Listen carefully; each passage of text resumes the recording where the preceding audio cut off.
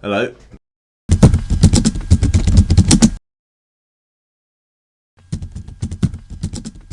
Yeah, Barney Davis, ex Leeds Beckett rugby player.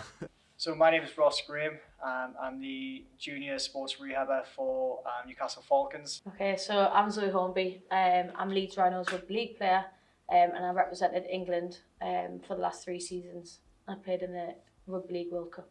I'm Michael Searle. I'm player coach at Novo Castrian's men's team. I do a bit of work with the women's side of it, just dropping in and out again. I'm also a coach at Newcastle Women's University.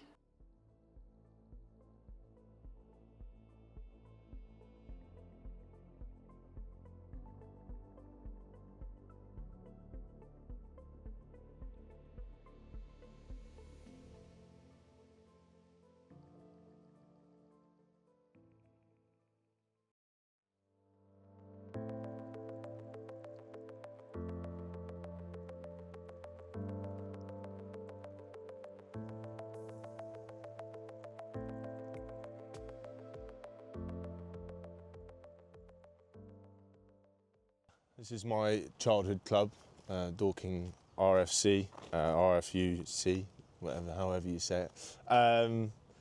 Yeah, I started playing here when I was about 5 years old, and I played up until 18, then went off to uni, went to Leeds Beckett, and then yeah, played a few years up there, and obviously ended my career up there, but this is still a big part of my life. They set up this gym 2021, I think it was, so sort of during lockdown time, and it's really great. Obviously got like the best facilities you can possibly have, which helps in when you're trying to get your aerobic baseline back up and doing all your neck functioning stuff that comes into sort of post-concussion syndrome.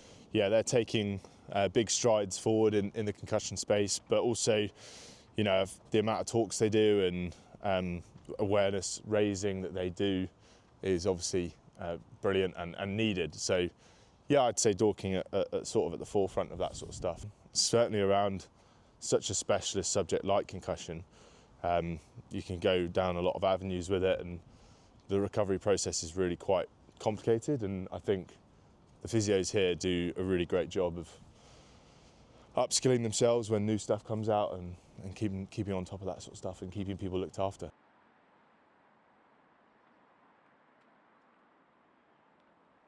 Being an ex-national gymnast myself, it was never really a thing in gymnastics. Although knowing what I know now, I would probably have said that there's probably several times where I've probably picked up a concussion in gymnastics. I was a kid at the time, going into school and seeing school PE lessons. That was never discussed in PE. There was no protocol that anyone would follow, or it just was, okay, that once that bump goes, they must be okay. You know, it's watch them for the next 24 hours and keep them awake, don't let them be unattended. The knowledge back then was very, very low compared to what it is now. People talk a lot about research, but the practical world doesn't have that much of a crossover. The transfer seems to be quite low.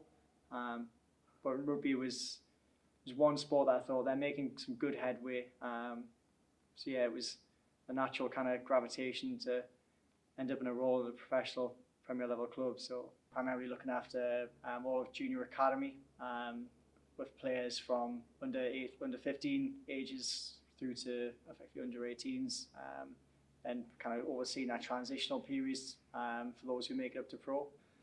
But when you're dealing with under 19s, we follow a strict recognise and remove protocol.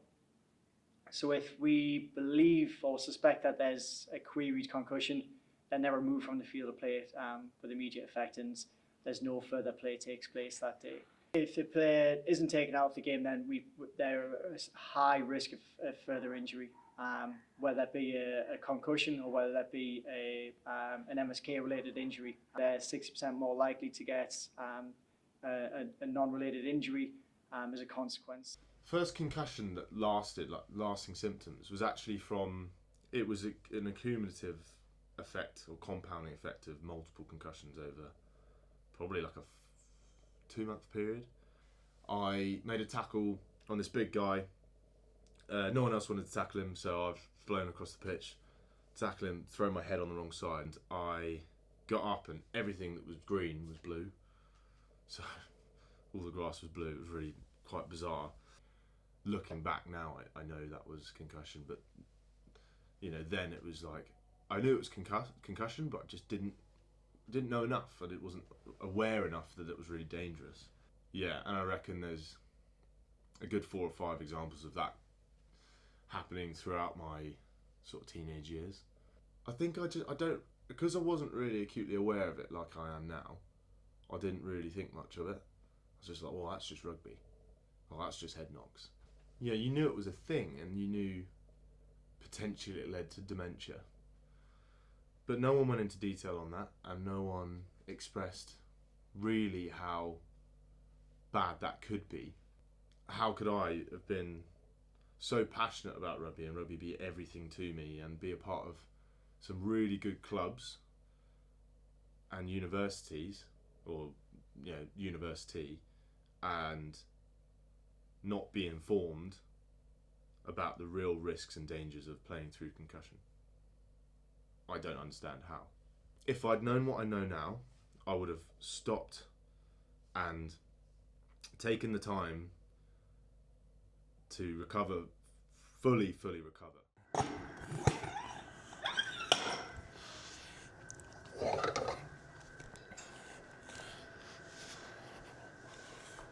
As you're going through the recovery process of post-concussion syndrome, then your rehab will change. It would involve coming in, doing some mobility to start, so like neck functioning stuff to start with, trying to maybe even open up the shoulders to pull your shoulders back so you're putting less strain on your neck. And then as soon as you've done that, stepping into a bit of vestibular and ocular rehab. Vestibular is like your inner ear balance, and essentially what it is like you've got some gyroscopes in your ears that control where your head feels compared to the rest of its body, and it's your body's ability to know where you are in relation to everything, and stops you effectively falling over when you turn your head like this. And then your ocular is how your eyes are involved in that as well. The sympathetic nervous system and the parasympathetic nervous system coincide with each other with concussion and post-concussion syndrome. If you're sat in the sympathetic nervous system where you're constantly in that state of fight or flight, it's not a very comfortable state to be in. Your brain's honed in and you're full of cortisol, and what that basically does is limits your brain's ability to use the rest of it. Okay, so it just goes and uses this one part of the brain that is built for survival. If you have prolonged symptoms of concussion, your chances of this being the problem are very high. So it's a massively important thing to look at. Now I basically run a college programme at Newcastle Falcons, so I run 3 teams, 2 boys teams and a girls team. That's my full-time role. Obviously within my job, like working in rugby, you come across it a lot. There's loads of different sorts of injuries, but kind of the one that sort of resonates the most is concussion. And like I've worked with a lot of people who have had multiple head injuries in the past, back when it probably wasn't as researched, and didn't know enough about it, I guess, how to come back from it. Since, to be honest, when I started playing rugby probably like 10 years ago, 12 years ago, I probably wouldn't even known what concussion was. Just probably because there wasn't as much surrounding it as there is now. There's like all these new protocols on how to spot it, whether it's yourself or somebody else you're playing with, or obviously my role now as a coach. It's like super important to identify it with young people. So playing at Leeds Rhinos, obviously in the Super League, it's like the highest standard in the UK. So we were lucky enough to actually have like mouth guards, which were trackers for concussion and sort of head injuries. So any sort of like abnormal, like a load or, I don't know what the word I'm looking for, but sort of an abnormal knock that was monitored on a scale. If it was above a certain amount, like we could be pulled off the pitch. Probably more just like mentally, so like going into a game, knowing that someone else is like aware of what's happening with me in my head is just way more like, I'm way more comfortable going into a match. The introduction from an instrumented mouth guards has been an interesting one. I think just like anything when it comes in, there's always those kind of teething issues. So whilst I think it's a great introduction, I think it's one of those introductions that it's another tool. Are the rules in place covering enough? Probably not. And that's exactly what that study shows, is if there's 50% of concussions, or whatever the stat was, going unnoticed, a large percentage going unnoticed, then you need a detection device. So there's an element of you sort of know what you're signing up for, but the argument is that people don't know what they're signing up for. That's where there's a problem. Because I didn't know fully what I was putting my body through, putting my brain through.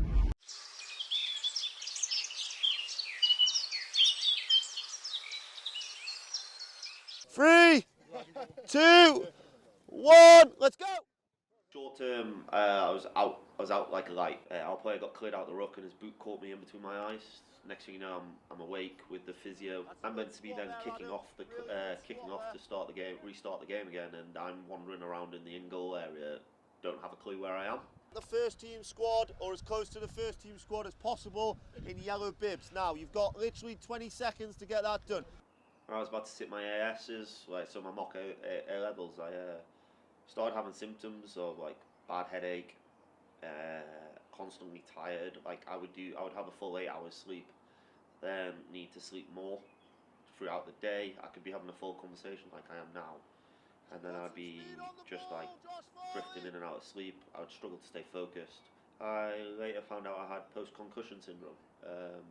So obviously the concussion happened and I recovered, but I had effects later on within that year. Yeah, nice work, Clivey. Keep your head up, try and keep your spine in line, keep your head up, look through your eyebrows. But I just decided and took it upon myself once that season, like around that June time, like I was just not going to do anything for 2 months, which I did. Cheek to cheek, okay? We don't want to put our head across the body because we could potentially get knocked out in a concussion. And then moving forward, like I just want people to understand there's more to life. When I talk about the higher level of the game, is more to life than rugby. It's what comes after rugby really defines the person, and that's one thing that as a coach I'm trying to get people to understand that. And in that position, what you're going to be doing in pairs again. A lot of people come to rugby just to decompress, de-stress, have fun, have a laugh, and get away from working life. Nice, good work. It's all right, Henry. As a coach, you just look for the signs. Like, obviously, the player get knocked out? Is the player disorientated? Does the player feel sick?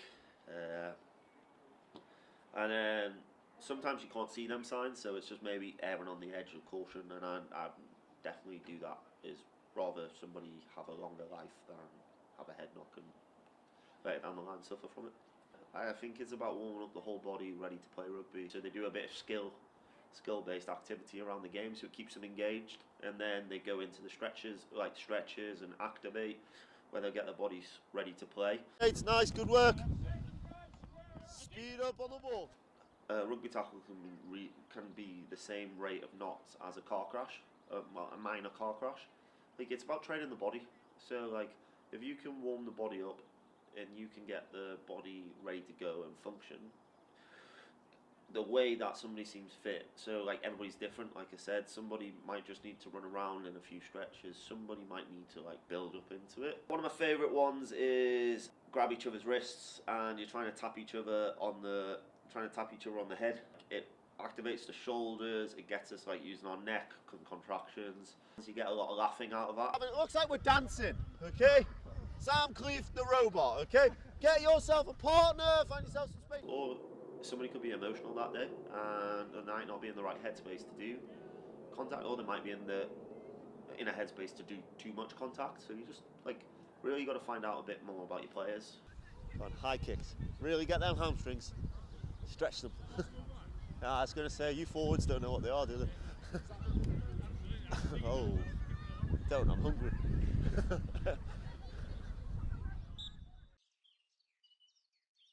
I'm striving to be someone who helps others.